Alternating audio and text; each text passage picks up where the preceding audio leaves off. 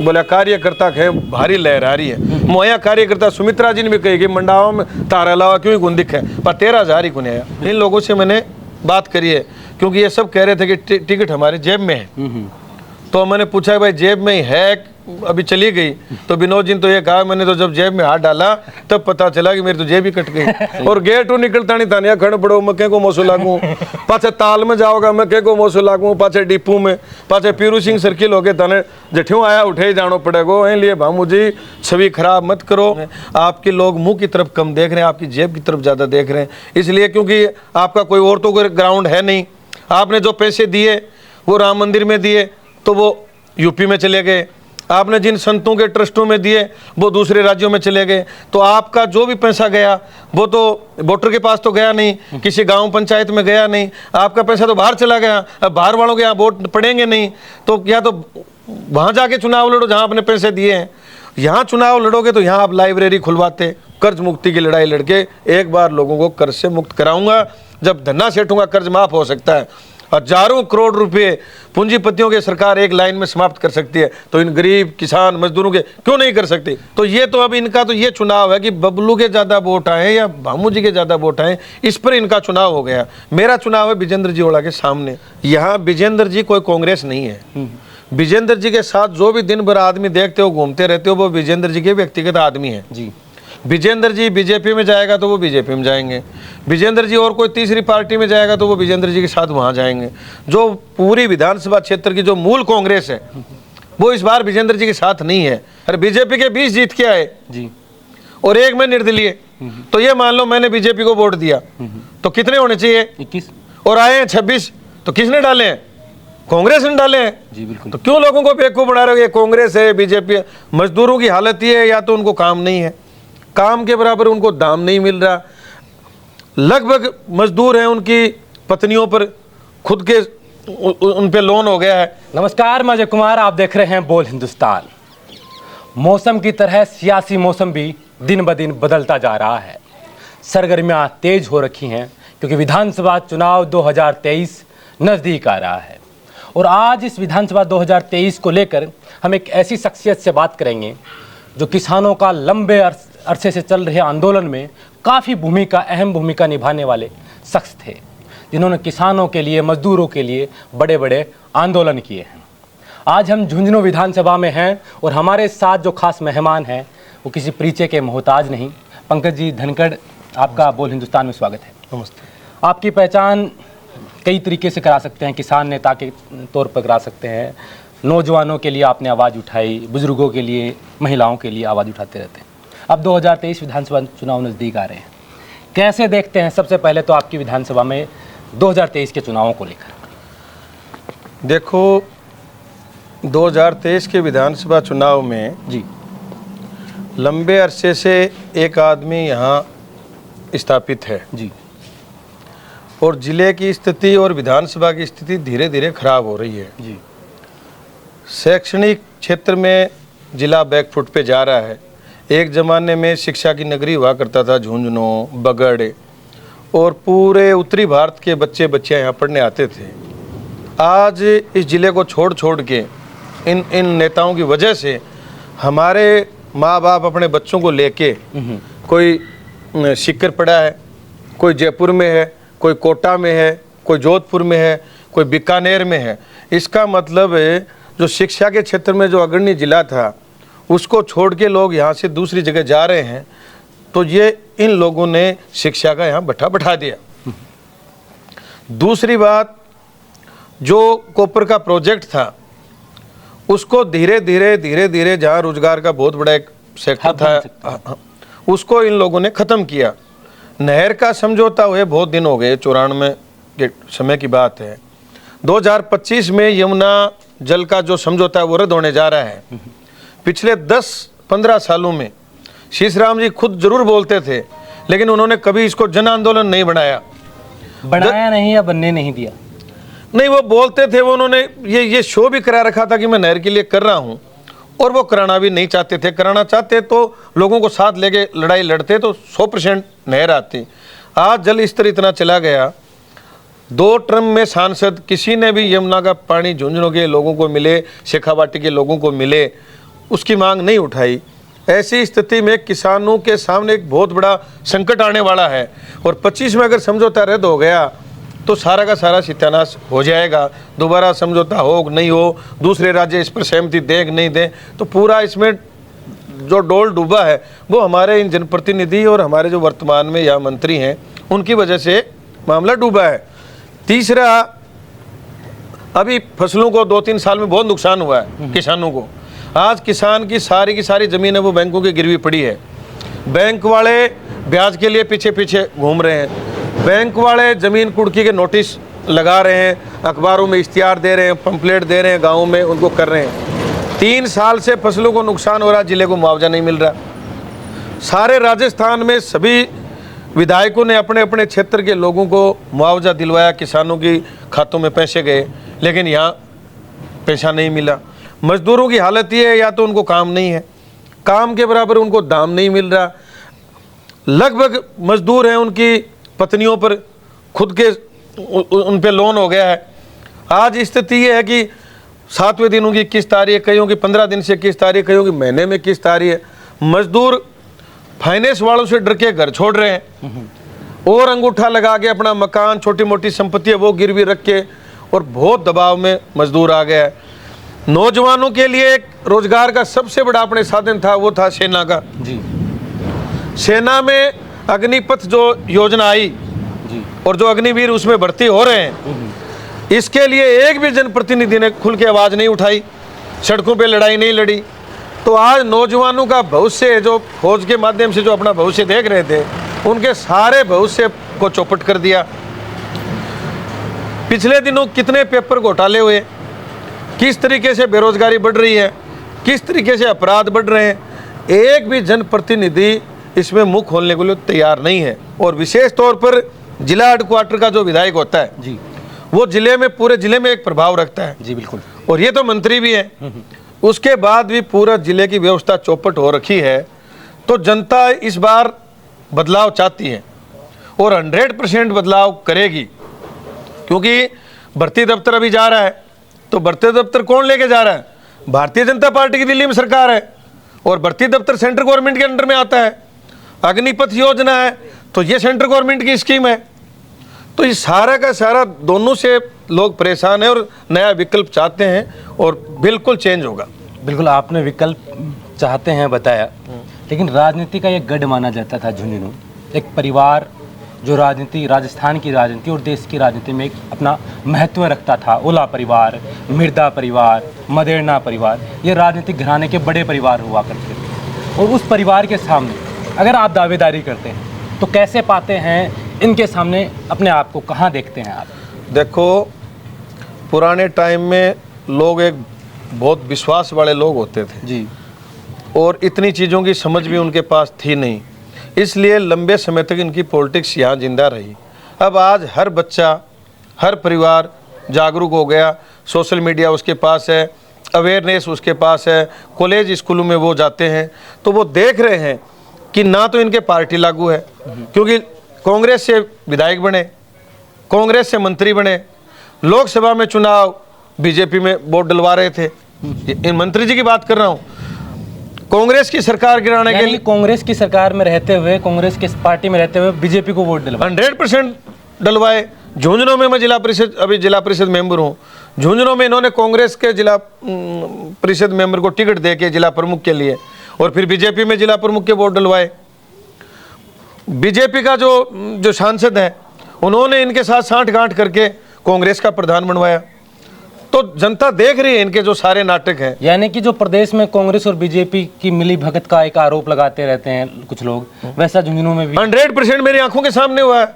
अरे बीजेपी के 20 जीत के आए जी, और एक में निर्दलीय। तो ये मान लो मैंने बीजेपी को वोट दिया, तो कितने होने चाहिए? 21, और आए हैं 26। तो किसने डाले हैं? कांग्रेस ने डाले हैं। जी बिल्कुल। तो क्यों लोगों को बेवकूफ बना रहे हो? ये कांग्रेस है, बीजेपी है, कुछ नहीं है। अभी लोग संकट में हैं, लोगों की आर्थिक स्थिति खराब हो गई है, सब लोग, लगभग लोग कर्जे में डूब चुके हैं, व्यापारी, उनकी भी स्थिति ठीक नहीं है। लोग बदलाव चाहते हैं और ऐसे नेतृत्व का बदलाव चाहते हैं जो उनकी लड़ाई लड़े। चुनाव का रिजल्ट कुछ भी रहे, लेकिन उनको चुनाव से पहले भी मिले और चुनाव के बाद भी मिले। बिल्कुल। आपने एक शायद 2003 में चुनाव लड़ा था।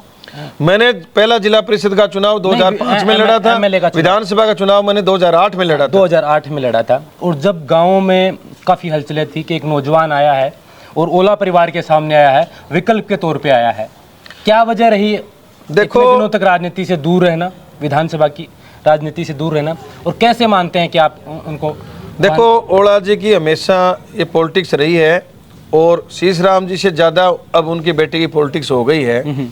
ये बीजेपी की टिकट भी यही दिलवाते हैं और कांग्रेस की भी ये दिलवाते हैं। इस तरीके की इन्होंने पकड़ बना रखी है।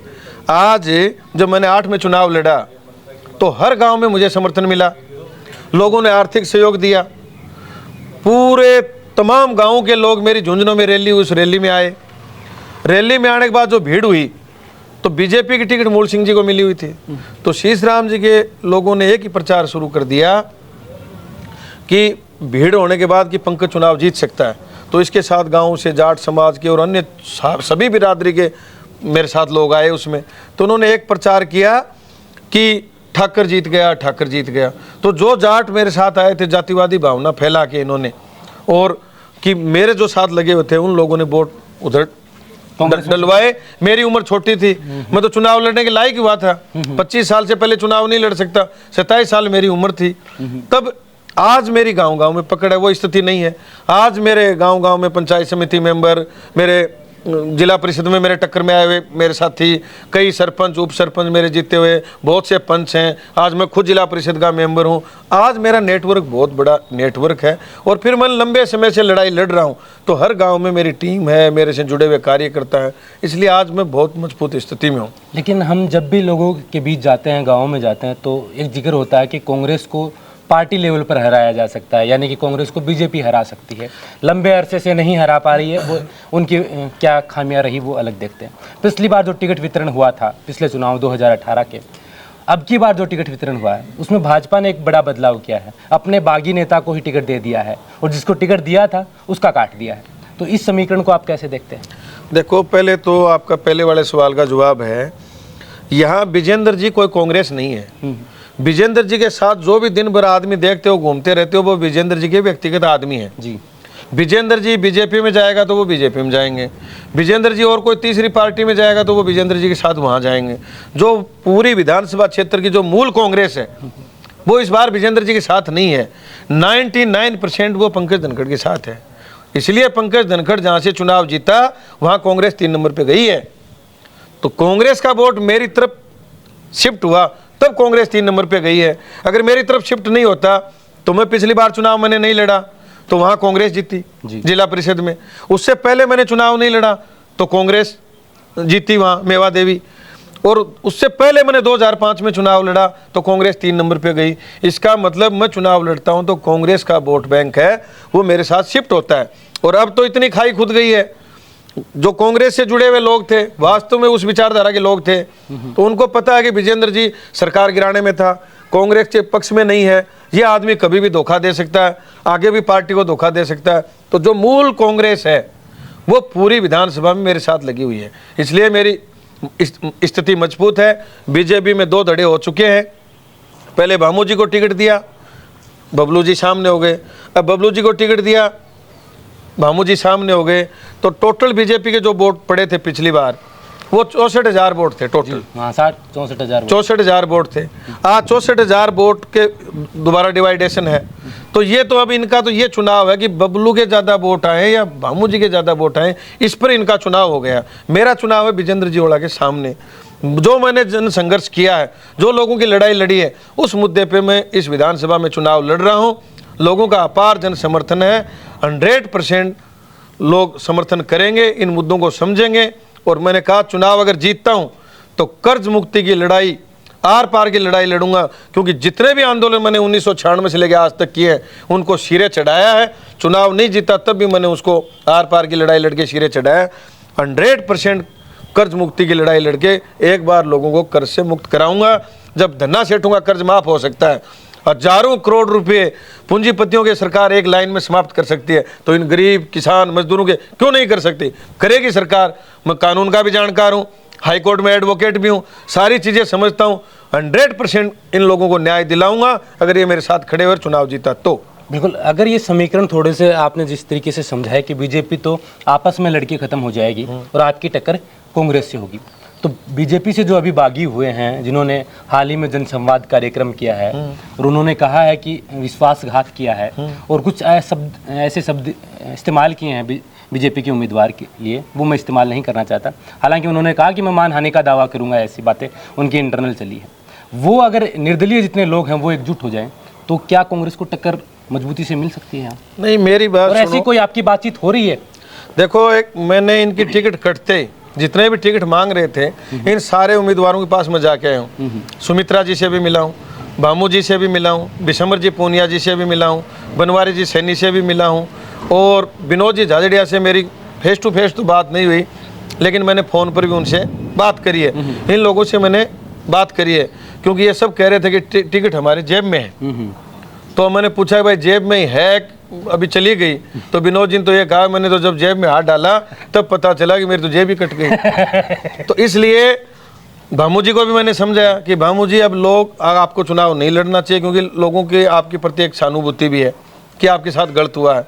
अब लोग, राजनीति में तो अक्सर सहानुभूति का फायदा होता है और आपको मान सम्मान भी है। जो ही आप लड़ोगे तो मान सम्मान भी जाएगा, सहानुभूति भी खत्म होगी। और आप कह रहे हो कि मेरे बहुत अथाह पैसे खर्च हो गए, तो उससे ज़्यादा अभी 1 महीने में आपके खर्च होंगे। आपके लोग मुंह की तरफ कम देख रहे हैं, आपकी जेब की तरफ ज़्यादा देख रहे हैं। इसलिए क्योंकि आपका कोई और तो कोई ग्राउंड है नहीं। आपने जो पैसे दिए वो राम मंदिर में दिए तो वो यूपी में चले गए, आपने जिन संतों के ट्रस्टों में दिए वो दूसरे राज्यों में चले गए। तो आपका जो भी पैसा गया वो तो वोटर के पास तो गया नहीं, किसी गांव पंचायत में गया नहीं, आपका पैसा तो बाहर चला गया। अब बाहर वालों के यहाँ वोट पड़ेंगे नहीं, तो या तो वहाँ जाके चुनाव लड़ो जहाँ आपने पैसे दिए हैं। यहाँ चुनाव लड़ोगे तो यहाँ आप लाइब्रेरी खुलवाते, गाँव में बच्चों का खेल मैदान करवाते, गरीब बच्चों के लिए कोचिंग की व्यवस्था करवाते। आप खेतान हॉस्पिटल बहुत बड़ा हॉस्पिटल है, कोई छोटा सा भी मरीज कोई बात के लिए लेके जाते हैं तो डॉक्टर उसको तुरंत जयपुर रेफर कर देते हैं, क्योंकि यहाँ साधन संसाधन नहीं है।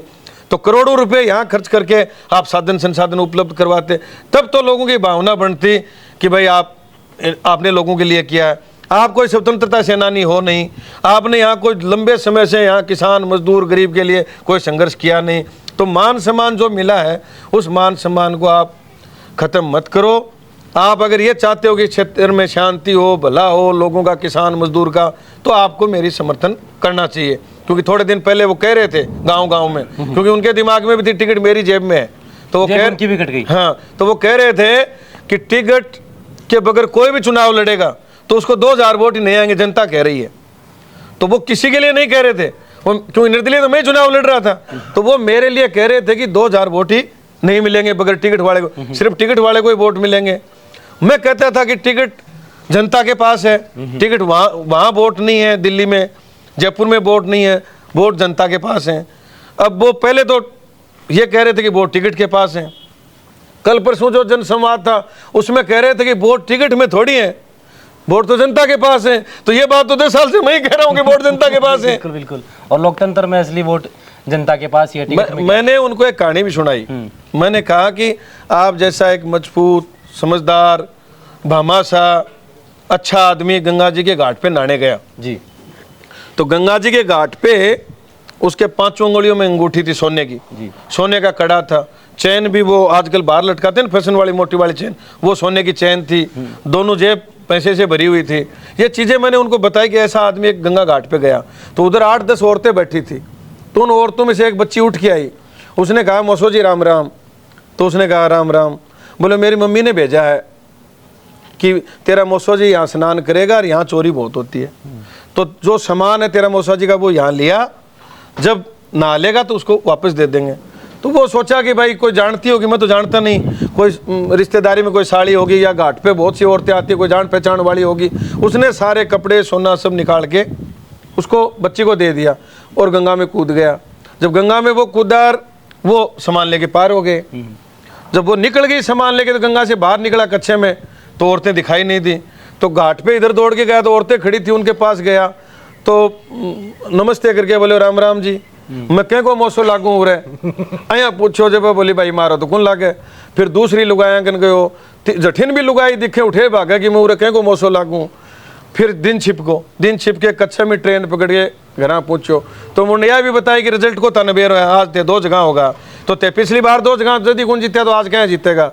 तो फिर कॉलेज के शाम ने तो गिनती सुननी आएगी तो भीड़ रहेगी, और गेट निकलता नहीं था, खड़ पड़ो मक्के को मौसू लागू, पाचे ताल में जाओगा मक्के को मौसू लागू, पाचे डिपू में, पाचे पीरू सिंह सर्किल होके तने जठ्यों आया उठे ही जानो पड़ेगो। इसलिए भामू जी छवि खराब मत करो, तारी बहुत मान सम्मान है, मारो भी जी बड़े कि एक भलो आदमी सही आदमी आयो, व्यापारी आदमी हो, बहुत पैसा भी खर्च कराया, उनके सागे जाती हो, मेरे भी दुख है, लेकिन ताने मेरी मदद करनी चाहिए। यह बात में सुमित्रा जी भी करी, भामू जी भी करी, बिशंबर जी ने कही, बनवारी जी ने भी कही कि ते क्षेत्र को ही भलो चाहो हो और पार्टी तारे खड़ो टिकट दे रही गुनिया तो ताने मेरी मदद करनी चाहिए। लेकिन वह तो बोला कार्यकर्ता के भारी लहरा रही है। मोया कार्यकर्ता सुमित्रा जी ने भी कही कि मंडाओं में तारा अलावा क्यों गुण दिखे पर 13,000 ही गुनिया। बिल्कुल। तो अहिया कार्यकर्ता जो कह रहे हैं उनकी स्थिति देखो, उनकी गाँव में के पोजीशन है, उनका लगभग का टाबर जो भाषण दे रहा है उनका तो मेरे सागे लाग रहे हैं, मेरा कार्यकर्ता है, उनकी लुगाया मेरे वोट में समर्थन करने लग रहे, तो स्थिति खराब है। बिल्कुल। राजस्थान में एक रिवाज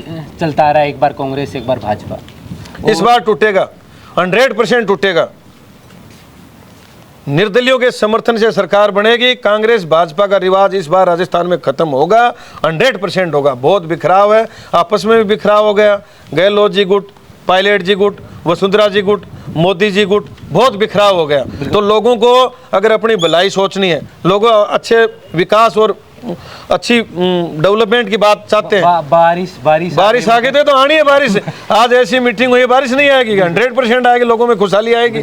आखिर में आप बोल हिंदुस्तान के माध्यम से दर्शकों को क्या मैं ये कहना चाहता हूँ, सभी बुद्धिजीवी, व्यापारियों, समझदार लोगों, किसानों, मजदूरों, गरीबों, सबसे कहना चाहता हूँ कि अपने बच्चों के भविष्य के लिए, खुद के भविष्य के लिए एक बार आप बदलाव कीजिए, पंकज धनखड़ की मदद कीजिए। बिल्कुल, ये थे पंकज धनखड़ जो निर्दलीय अब की बार अपनी झुंझुनू से उम्मीदवारी दर्ज कर रहे हैं और मजबूत उम्मीदवारी दर्ज कर रहे हैं। हमारी शुभकामनाएं आपके साथ हैं कि ऐसे नौजवानों के लिए जो लड़ने वाले हैं, बुजुर्गों के लिए लड़ने वाले हैं, किसानों के लिए लड़ने वाले हैं, लोग जब विधानसभा में पहुंचेंगे तभी विधानसभा का भला हो सकता है, क्षेत्र का भला हो सकता है। बोल हिंदुस्तान की आपको शुभकामनाएं। आप देख रहे थे बोल हिंदुस्तान, और इस इंटरव्यू में आपके क्या विचार हैं, आप क्या चाहते हैं कि आपके क्षेत्र में हम आएँ तो आपके नेताओं से हम क्या सवाल करें, आप अपने सवाल कमेंट के माध्यम से हमें बता सकते हैं। फिलहाल सियासत का मौसम भी ऐसे ही बदल रहा है, जैसे बारिश में हम इंटरव्यू कर रहे हैं वैसा ही माहौल सियासत में हो रहा है, दिन ब दिन सियासत बदलती जा रही है। 2023 विधानसभा चुनाव की लगातार चुनावी यात्रा जारी है। अगले वीडियो में मिलते हैं किसी नई शख्सियत के साथ, तब तक मुझे दीजिए इजाज़त। आप देख रहे थे बोल हिंदुस्तान में अजय कुमार, नमस्कार। नमस्कार।